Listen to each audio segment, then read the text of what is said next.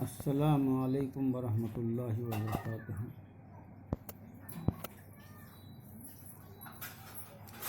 تیسرا قصہ ہے ایک بڑی جماعت کا جس کے امیر ذوالقرنین تھے۔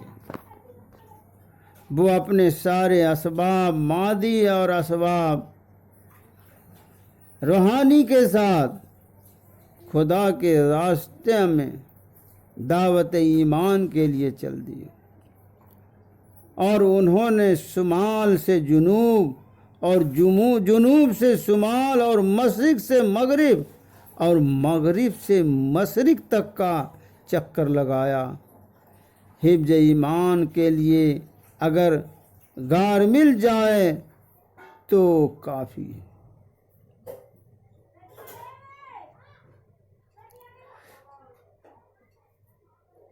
اور تعلیم کے لیے ملتقی البحرین تک پہنچنا کافی ہے، لیکن دعوت ایمان اور تبلیغ کے لیے اس جذبہ کی ضرورت ہے کہ ہم مشرق و مغرب اور شمال اور جنوب کو ایک کر دیں اور ہر جگہ ایمان اور ایمان والی باتوں کو پہنچا کر اور پھیلا کر رہیں، اس لیے کہ جب تک پوری دنیا کا ماحول ایمان والا نہ ہوگا اور پوری دنیا میں ماحول غیر ایمانی رہے گا تو پھر غیر کی ماحول میں نہ علم کا شوق لوگوں میں آئے گا اور نہ دین پر چلنے کا جذبہ پیدا ہوگا۔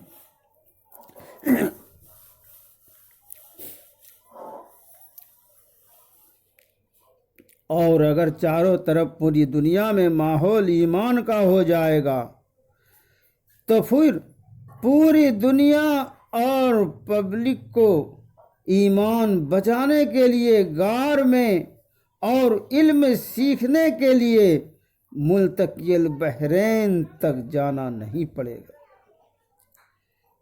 سب میں طلب علم کا شوق بیدار ہو جائے اور ایمان باقی رکھنا آسان ہو جائے کہ اس کے لیے ماحول بنانا پڑے گا، اور پوری دنیا کا ماحول بنانے کی ضرورت ہے، جس کے لیے مشرق و مغرب اور شمال و جنوب سب طرف چکر لگانے پڑیں گے۔ تو تمام طاقتوں کے ساتھ حضرت ذوالقرنین چل دیے۔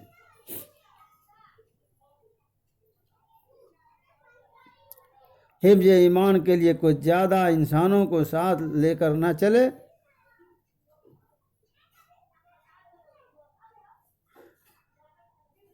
کتے کو تو وہیں سے واپس ہونے کو کہا، اسے وہیں تو مار ڈالتے، لیکن جب کتے نے خود کہا کہ مجھے بھی ساتھ لے لو، میں تم کو نقصان نہیں پہنچاؤں گا، انشاءاللہ نفع ہی ہوگا، تو اس پر اسے ساتھ لے گیا۔ اسی طرح علم کے حصول کے شوق پر چلنے میں صرف مچھلی اور خادم کو ہی ساتھ لیا، لیکن دعوت ایمان اور تبلیغ کے لیے ذوالقرنین نے سب کو ساتھ لیا کہ اس میں ہم کو سب کی ضرورت ہے۔ ذوالقرنین کے بارے میں اختلاف ہے کہ وہ ولی تھے یا نبی تھے۔ بعض حضرات نبی کہتے ہیں، لیکن اکثر قول یہ ہے کہ وہ ولی تھے اور سلاطین عادل میں سے تھے۔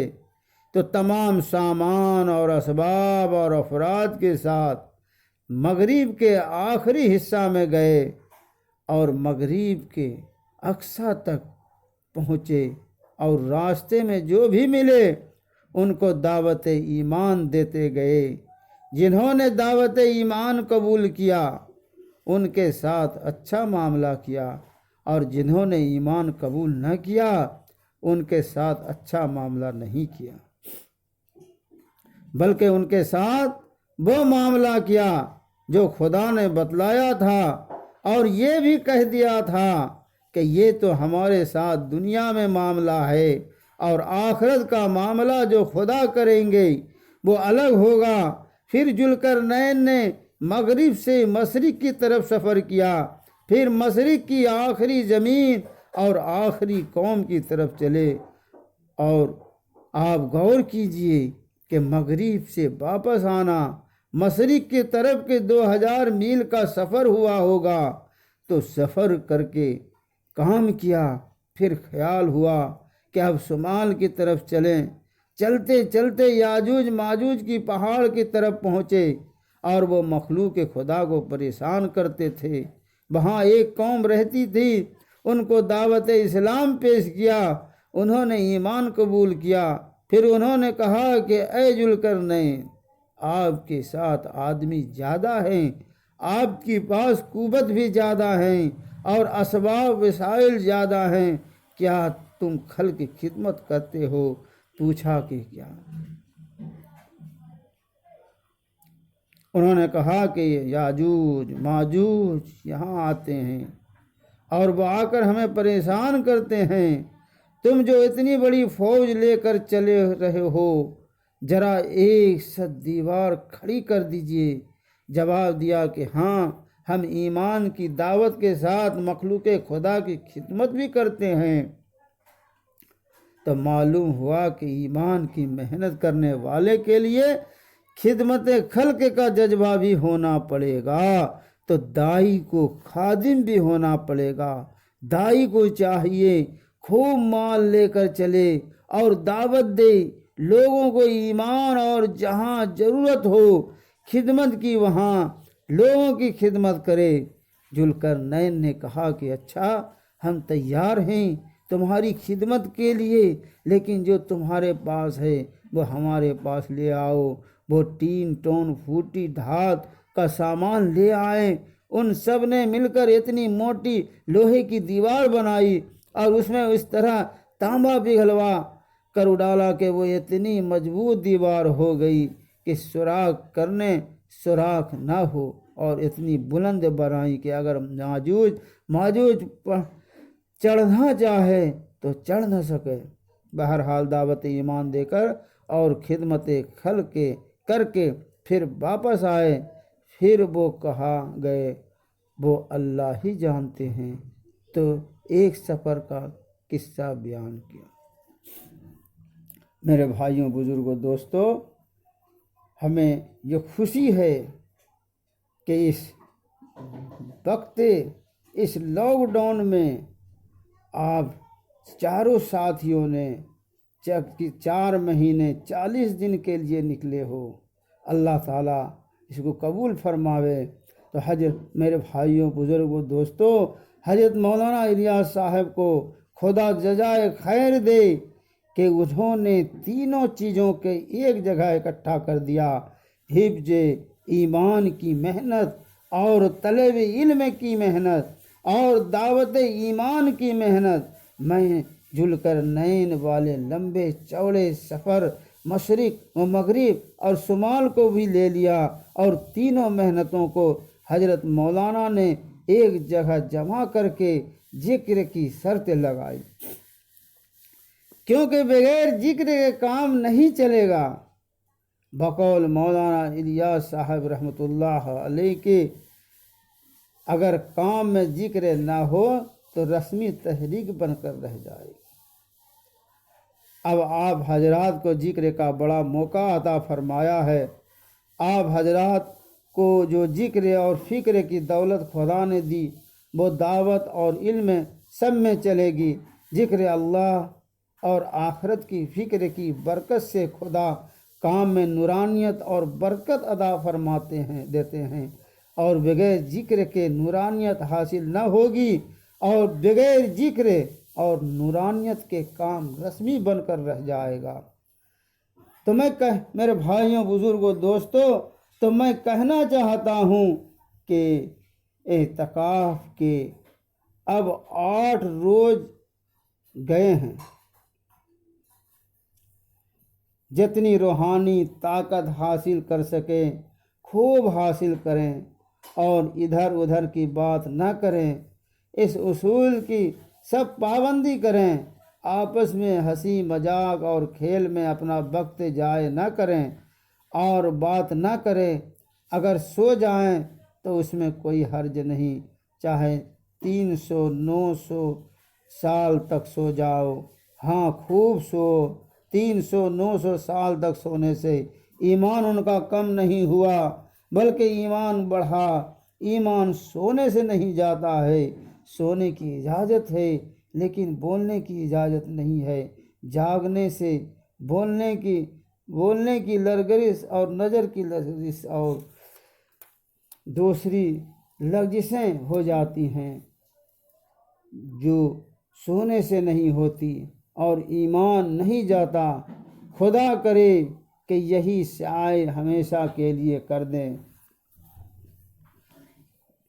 ہمارا ہر وقت کا یہ کام ہو جائے کہ اندر اندر اللہ تعالیٰ کا ذکر کر رہے ہوں اور خدا کو اور آخرت کو خوب سوچ رہے ہوں اور اپنے ایمان بڑھا رہے ہوں۔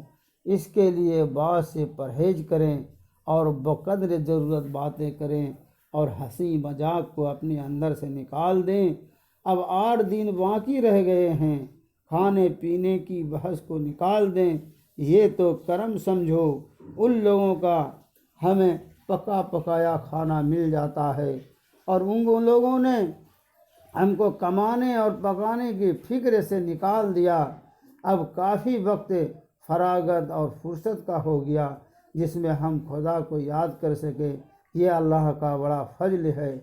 یہ 24 گھنٹہ کی فراغت عیسیٰ علیہ السلام سے ان کی قوم نے چاہی تھی، اور اس بات کی درخواست حواریین سے کی تھی کہ اگر ہمارے لیے آسمان سے پکا پکایا کھانا اترے تو پھر ہمارے لیے خوب فرصت ہوگی، پھر نہ کمانا پڑے گا اور نہ پکانا پڑے گا۔ اگر ہم ان دونوں کاموں سے فارغ ہو جائیں اور مطمئن ہو جائیں تو پھر فرصت ہی فرصت ہوگی، پھر وقت بھی بہت بچے گا، اس میں ہم اللہ کی عبادت کریں گے، پھر ہم خوب شہادت دیں گے۔ ان کی درخواست پر انہیں یہ ملا تھا، لیکن اللہ کا سب سے بڑا فضل ہے، ہمیں بغیر مطالبہ کے پکا پکایا کھانا دے دیا اور کھانا پکانے سے فارغ اور مطمئن کر دیا تھا کہ خوب عبادت کر سکیں۔ ہم نے تو اس بار سوچا تھا کہ یہیں سامان وامان لا کر کے جو ہے کھانا پکائیں گے، لیکن اللہ تعالیٰ کا بہت بڑا احسان کرم ہوا کہ اللہ تعالیٰ نے عافیت اور آرام کے ساتھ انتظام فرما دیا۔ تو میرے بھائیوں اور بزرگوں اور دوستوں، دوسری طرف ہمیں اعتکاف دے دیا کہ اس 4 دیواریوں میں رہ کر ذکر، تلاوت و عبادت کا نور، روحانیت اور برکت حاصل کریں اور خدا کی طرف متوجہ ہیں، اور کم از کم وقت مادی چیزوں پر لگائیں اور زیادہ سے زیادہ وقت روحانیت پیدا کرنے میں لگائیں، تاکہ خدا ہمارے اندر ایمان بڑھا دے اور ایمان بھر دے۔ تو خدا نے اعتکاف کے ذریعے ایمان بڑھانے کے اسباب پیدا کر دیے۔ اس کے ساتھ ساتھ حضرت موسیٰ والا جذبہ بھی ہمارے اندر خدا بھر دے کہ ہم کو علم کے حصول کے لیے جائیں گے اور علم پر اکتفا نہیں کریں گے بلکہ علم کو خوب بڑھائیں گے۔ جہاں پتہ چل جائے گا علم کا، وہاں جا کر علم حاصل کریں گے اور سیکھیں گے۔ اگرچہ علم میں اتنا بڑا عالم حدیث ہو جائے کہ ہر حدیث کو جانتے ہوں اور کوئی حدیث بھولی نہ ہو، کسی حدیث میں سہون نسیان نہ ہو، روایت ہے کے اعتبار سے اور نہ درایت کے اعتبار سے اور نہ اسناد کے اعتبار سے اتنا زیادہ ماہر ہو، پھر بھی جذبہ یہ ہو ربی زدنی علما، کہ اے خدا ہمارے علم کو بڑھا دے اور بڑھانے کی کوشش رہے۔ علم کے بارے میں ہمارے اکابر فرماتے ہیں کہ علم سمندر ہے جس کا کنارہ ناپید ہے اور جس کی گہرائی زیادہ معلوم ہوتی ہے۔ ہمارے اکابر، تابعین اور ائمہ کرام اور صحابہ کرام رضی اللہ تعالی عنہ آخری دم تک علم کی طلب میں لگے رہے، تو حفظ ایمان کا جذبہ ہوا اور زیادہ علم کا جذبہ ہوا۔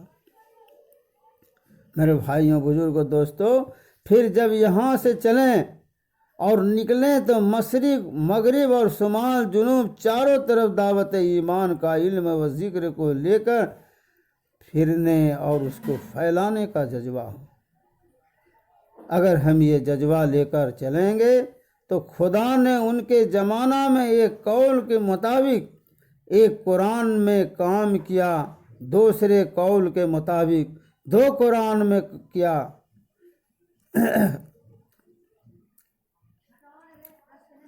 دوسرے قول کے مطابق دو قرآن میں کیا۔ خدا وہی کام اب بھی کر کے دکھائیں گے۔ آج بھی اگر ایمان کو اور اخلاق کو، بلندی کو لے کر دنیا میں جاویں، جبکہ آج مسلمان کروڑوں کے تعداد میں ہیں، سب میں یہ جذبہ آ جاوے اور محنت کریں اور کام کریں تو انشاءاللہ ذوالقرنین سے بھی زیادہ کام کر سکیں گے۔ لیکن ابھی لاک ڈاؤن کا ماحول ہے۔ انشاءاللہ یہ تہیہ کریں کہ جب ہمارے حالات درست ہو جائیں گے تو جس طرح سے بادشاہ ذوالقرنین نے محنت کی تھی، ہم بھی محنت کریں گے۔ وہ سب جگہ گئے لیکن پہاڑ کی چوٹی پر گئے تو ہم پہاڑ کی چوٹی پر بھی جا سکتے ہیں۔ وہ چاند پر نہ جا سکے، ہم چاند پر بھی جا سکتے ہیں۔ بہرحال اس کے لیے طے کریں کہ یہاں سے جانے کے بعد یہاں کی حاصل کی ہوئی چیز، حاصل کیا ہوا ایمان اور یہاں کی نورانیت اور برکت کو پوری دنیا میں پھیلاویں گے۔ بہت سی مرتبہ آدمی کا کام کرنے کے بعد یہ جذبہ بن جاتا ہے کہ ہم نے بہت کچھ حاصل کر لیا، بہت ایمان اور نور اور برکت حاصل کر لی، اب تو گھر جا کر کماویں گے اور اتنا کمائیں گے کہ ایک مہینہ کی کسر کو بھی پورا کریں گے۔ ایمان کی بہت محنت ہو گئی، اب ضرورت نہیں ہے یہ جذبہ نہ ہو، بلکہ خدا کے کام کا ارادہ اور جذبہ ہو۔ حفظ ایمان اور طلب شوق، علم، دعوت ایمان و دعوت دین کی فکر کے ساتھ یہاں سے لوٹیں اور خوب ارادہ کریں۔ اللہ ہم میں جذبات حسن عطا فرماوے، جذبات حسن عطا فرماوے اور اس کا ارادہ کرنے کی ساتھ یہاں کے وقت کو خوب وصول کریں۔ آخری گھڑیوں میں اللہ کی طرف سے بہت ملتا ہے، خوب وصول کرنے کی نیت سے وصول کریں اور محنت کریں اور کھانے پینے کی ہوش دل سے نکال دیں اور خوب ذکر کریں۔ اللہ تعالیٰ کہنے سننے سے زیادہ عمل کرنے کی توفیق عطا فرماوے۔ وآخر دعوانا ان الحمد للہ رب العالمین۔